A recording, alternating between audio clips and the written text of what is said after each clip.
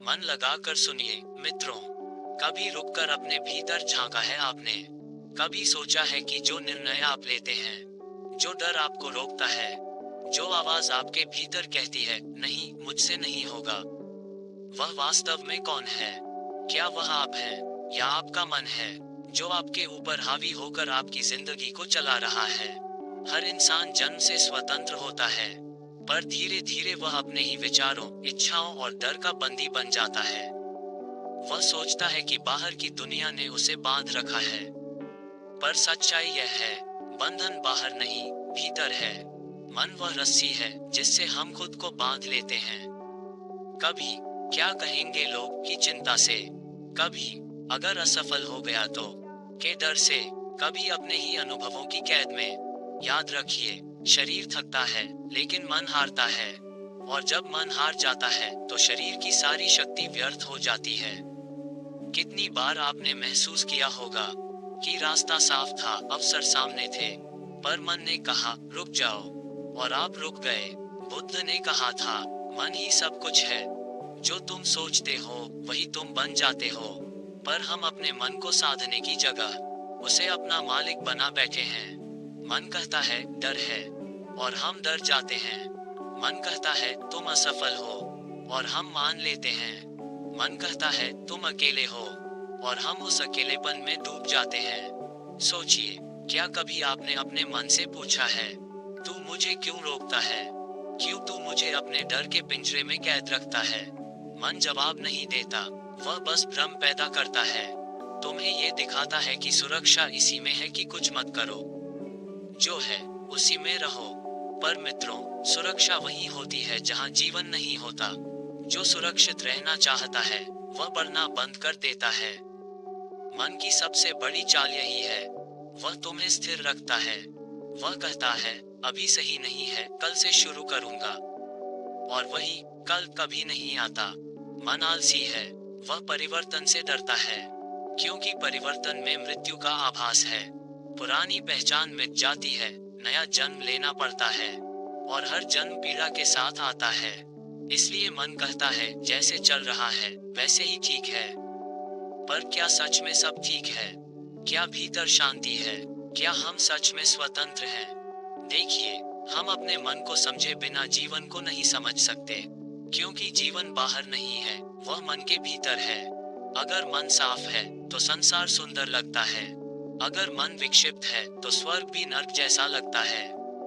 एक कहानी याद आती है। एक साधु थे, उनसे किसी ने पूछा, गुरुदेव, स्वर्ग और नर्क में क्या अंतर है? साधु मुस्कुराए, बोले, अंतर सिर्फ मन का है। जहाँ मन शांत है वही स्वर्ग है, जहाँ मन अशांत है वही नर्क है। यानी स्वर्ग कोई स्थान नहीं है, वह मन की अवस्था है।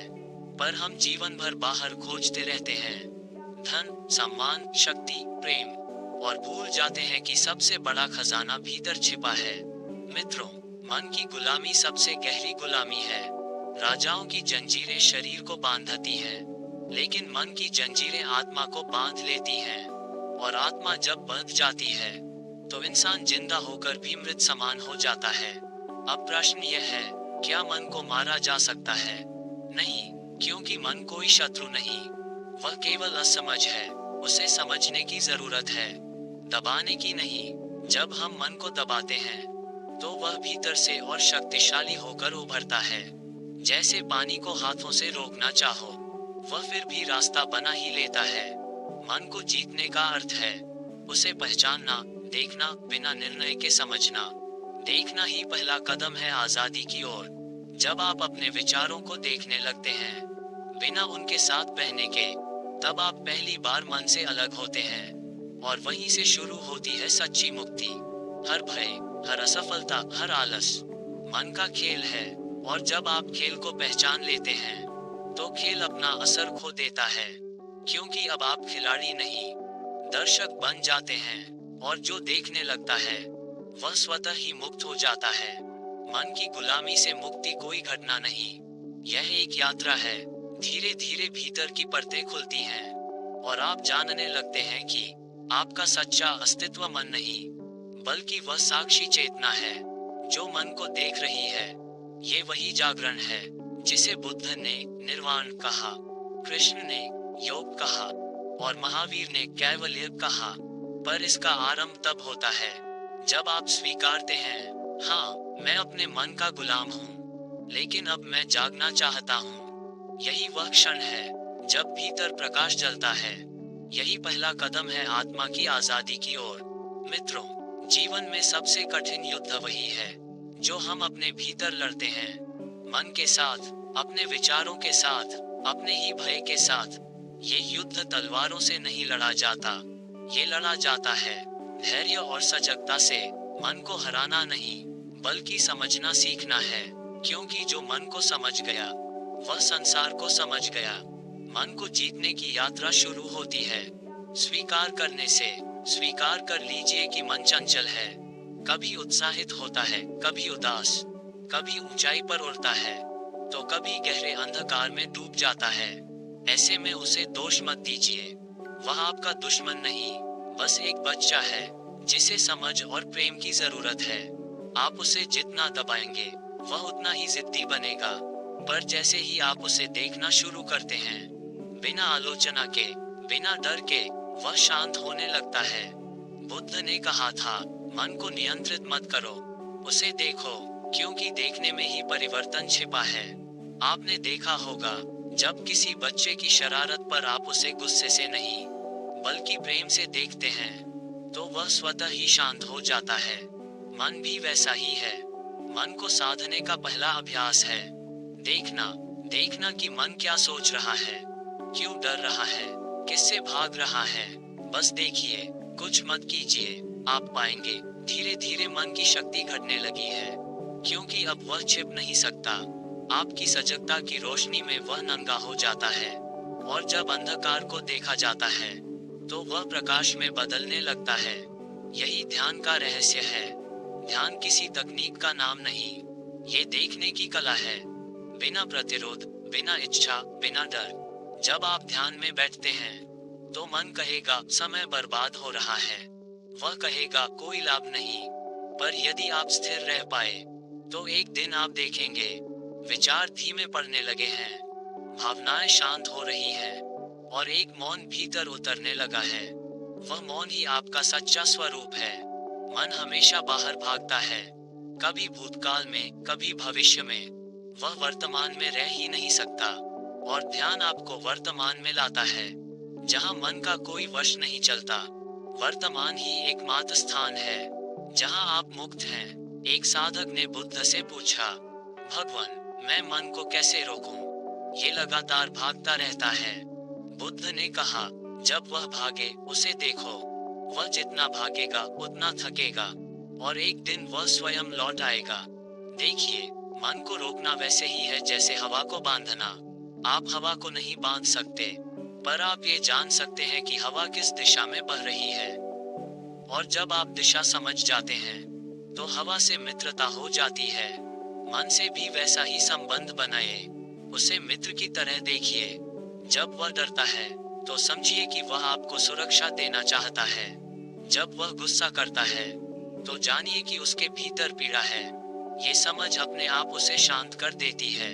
मित्रों, मन को जीतना बाहरी दुनिया को जीतने से कहीं कठिन है, पर जो ये युद्ध जीत गया वह जीवन में कभी पराजित नहीं होता, क्योंकि तब उसे कोई बाहरी ताकत नहीं हिला सकती। दुनिया बदल सकती है, पर उसका केंद्र अडिग रहता है। यही वह स्थिति है जहां बुद्ध निर्वाण में पहुंचे, जहां कृष्ण ने कहा, स्थित प्रज्ञ वह है जिसे सुख दुख समान लगे। यह कोई जड़ता नहीं है, ये गहरी सजगता है, जहां भीतर की शांति इतनी गहरी है कि बाहरी तूफान भी उसे हिला नहीं सकता। लेकिन वहां तक पहुंचने के लिए मन के हर अंधे कोने में प्रकाश ले जाना होगा।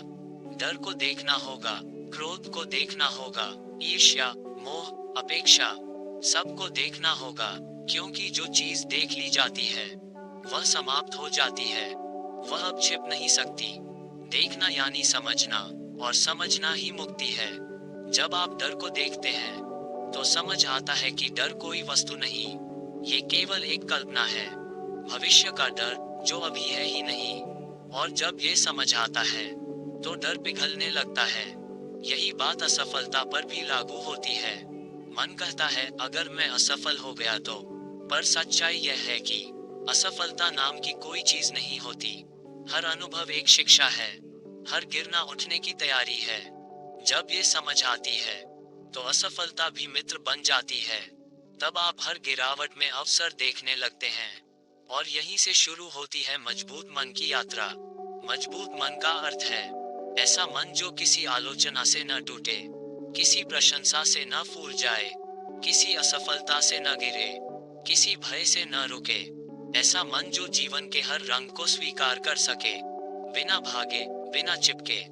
ये शक्ति ध्यान से आती है, सजगता से आती है, और सबसे अधिक स्वयं पर करुणा से। अपने प्रति दया रखें। आप गलती करेंगे, गिरेंगे भी, पर हर बार उठिए, थोड़ा और समझदार, थोड़ा और शांत। यही साधना है, गिरते हुए भी सजग रहना, चलते हुए भी भीतर शांति बनाए रखना, बोलते हुए भी मौन में टिके रहना। यही है मन को जीतने की कला। क्योंकि जब आप भीतर स्थिर हो जाते हैं, तो बाहर की हर परिस्थिति अपनी शक्ति खो देती है। एक कहानी है, एक राजा ने अपने गुरु से पूछा, गुरुदेव, मैं हमेशा भयभीत रहता हूँ, दुश्मनों से, असफलताओं से और मृत्यु से। गुरु मुस्कुराए और बोले, राजन, जब तुम आंख बंद करते हो, तो क्या दुश्मन वहां भी है? राजा बोला, नहीं। गुरु ने कहा, तो समझो, दुश्मन बाहर नहीं, तुम्हारे मन में है। जो अपने मन से लड़ना सीख गया, वह हर युद्ध जीत गया। क्योंकि बाकी सब युद्ध तो केवल प्रतिबिंब हैं। भीतर जो है, वही बाहर झलकता है। दोस्तों, अगर वीडियो पसंद है तो वीडियो को लाइक करके चैनल को सब्सक्राइब करें। धन्यवाद।